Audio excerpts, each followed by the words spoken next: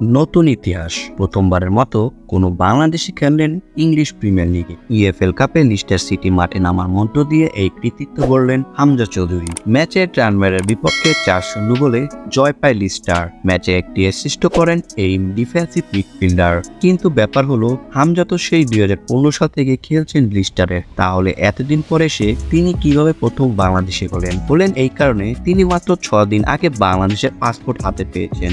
এখন তাকে আনুষ্ঠানিকভাবে বাংলাদেশি বলা যায়। আজকে শনিবার অ্যাস্টন ভিলার মুখোমুখি হবে লিস্টার সিটি। সেই ম্যাচে মাঠে নামলে ইংলিশ প্রিমিয়ার লিগ খেলা একমাত্র বাংলাদেশি ফুটবলার হয়ে যাবেন হামজা দেওয়ান চৌধুরী। বাংলাদেশ জাতীয় দলে খেলতে চায় এমনটাই জানিয়েছিল বাংলাদেশ ফুটবল ফেডারেশন বাফুফে। আগ্রহ রয়েছে হামজারও, সেজন্যই তার বাংলাদেশি পাসপোর্ট করানো হয়েছে। দিন ছকে আগে লন্ডনে বাংলাদেশি পাসপোর্ট হাতে পেয়েছেন।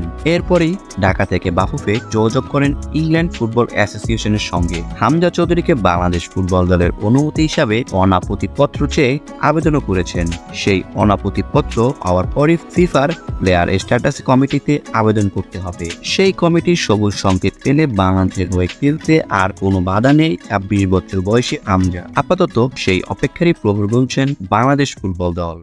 ভিডিওটা শেষ পর্যন্ত দেখার জন্য সবাইকে অনেক অনেক ধন্যবাদ।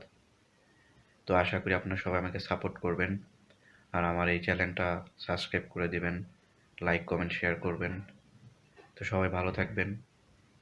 আর ভিডিও সম্পর্কে কোনো মতামত থাকলে আমাকে কমেন্ট করে জানাতে পারবেন। আসসালামু আলাইকুম।